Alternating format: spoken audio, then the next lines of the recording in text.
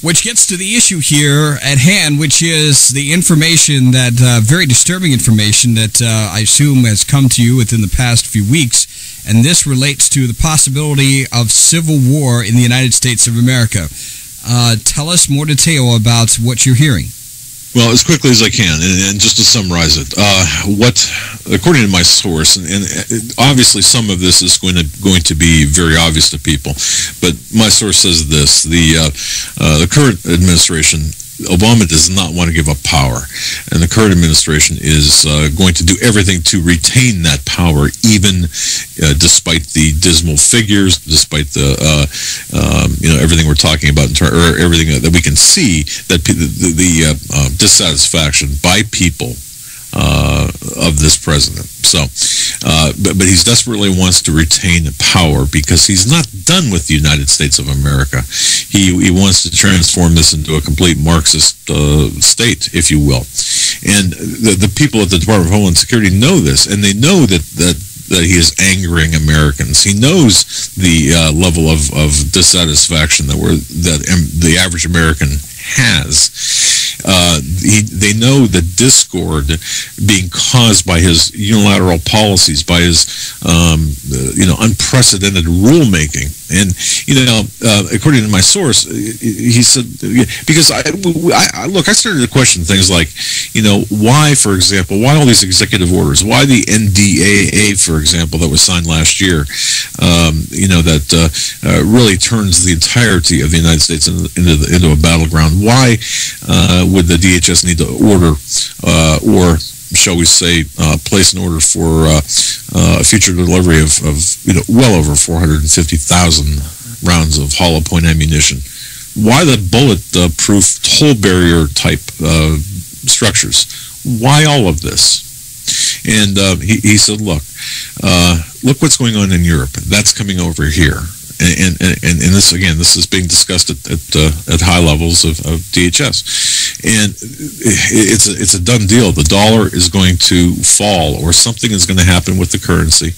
That, along with this racial division that we're seeing, 2 words for that, Trayvon Martin, and of course the chaos that would result from both the currency issue hitting the fan as well as the racial issue hitting the fan, could very well, and your own governor, by the way, even floated a trial balloon during one of her speeches recently, saying, wouldn't it be, what if we suspended congressional elections to give Congress time to iron things out?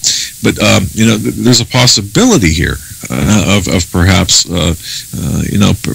maybe Obama saying, well, look, things are so bad because of an economic collapse, or because of a war, because of this or that.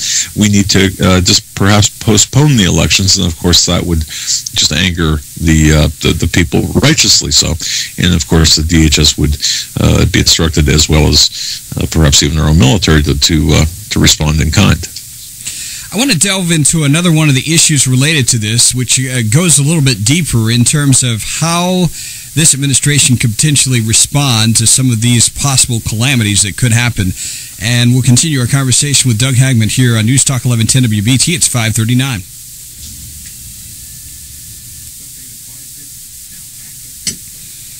And our conversation with Doug Hagman, and I want to go a little deeper into what you were suggesting here, because by the way you described the possible scenarios here, it seems to indicate the possibility of this administration being involved in instigating something through its surrogates. We already know this administration has strong connections to the Occupy movement. So are you suggesting here the possibility that through one of those organizations, something happens to provoke a response from Homeland Security, and then as a result, Homeland Security gets involved, and then we go downhill from there?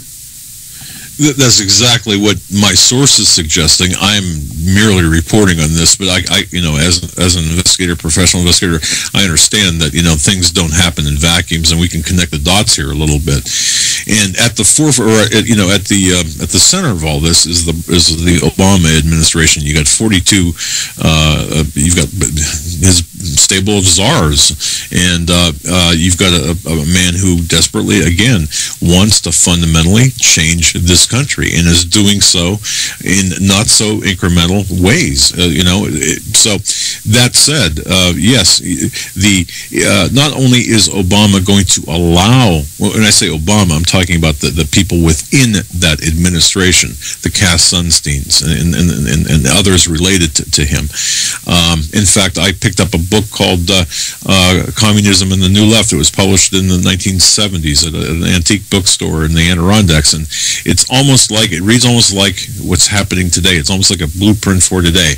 And the reason I mention that is because at the forefront of all this is Obama, his relationship with people like Bill Ayers and Bernardine Dorn, and the media underplays this. But I'm going to tell you, according to our investigation, that relationship is a long-standing relationship. These people are revolutionaries, and revolutionaries want to enforce their way on, now they've got the power. Now they've got the presidency. Everything they worked for back in the 70s.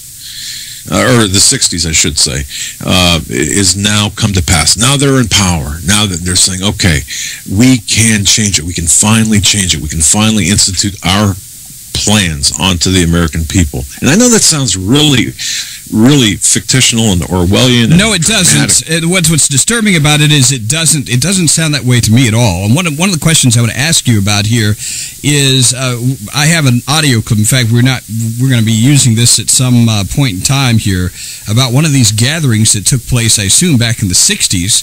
And there were insights provided here on how to deal with people, to bring about this form of government that they want, and essentially to set up some sort of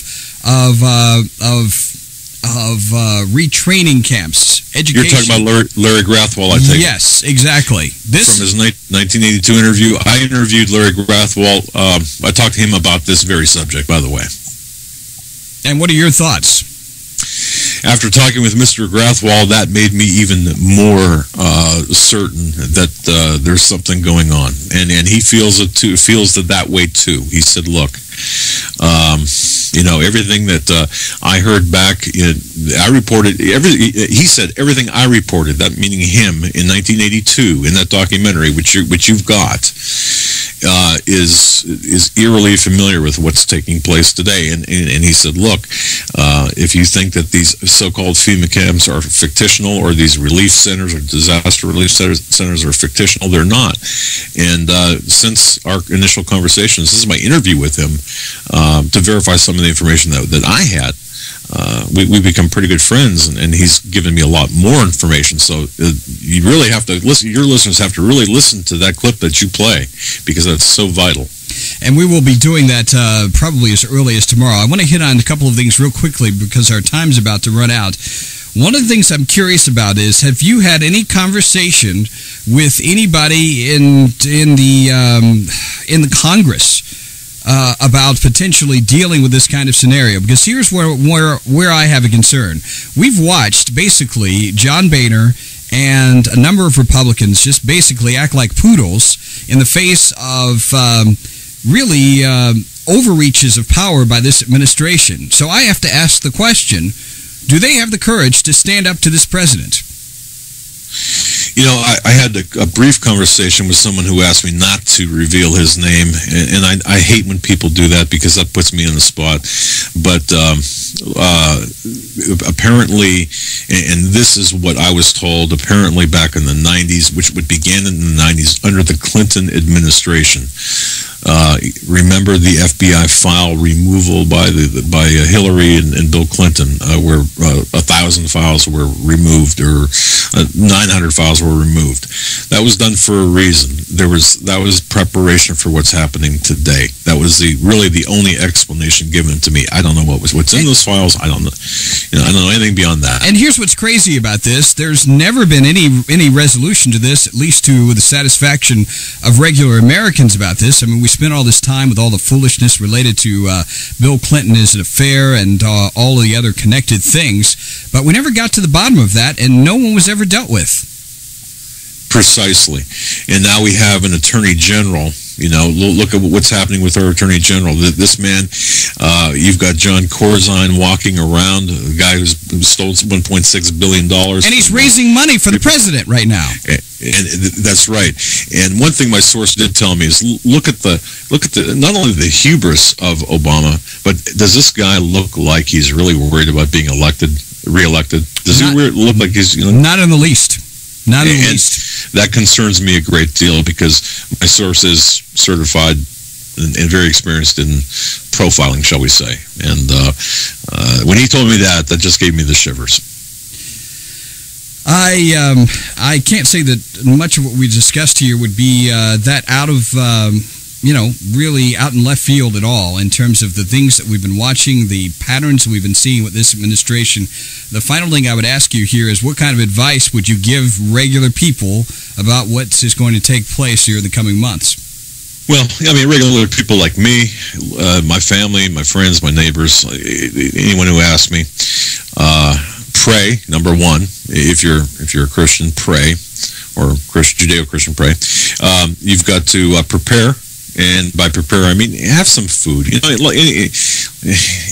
the very worst, you can eat it, and just make sure you have a network of friends who knows what's going on. Perhaps that's the most important thing. Don't be alone in this. Yeah, and research. I'm sorry, one more thing. Educate yourself on what's going on. Don't take my word for it. Educate yourself. Research yourself. And one of the final things I want to ask you about this, don't you think the American people are the wild card here? If people are awakened to all of this stuff, that this can make the difference in terms of what happens here in the coming months. Well, and I think that's why my source spoke out, hoping to make some sort of a difference. When you say, I think that's what you mean by that question. Yes, I think that once the average American awakens to what's going on, I think it could be a game changer. I really do. And every American needs to wake up and look at what's going on. Look at the executive orders that were passed. Look at everything that's happened, and ask why, and hold their representative accountable. We need to do something, and we need to not submit to the groping at the airports and the erosion of our constitutional rights. And I don't mean to sound like I'm preaching, but that's what we need to do.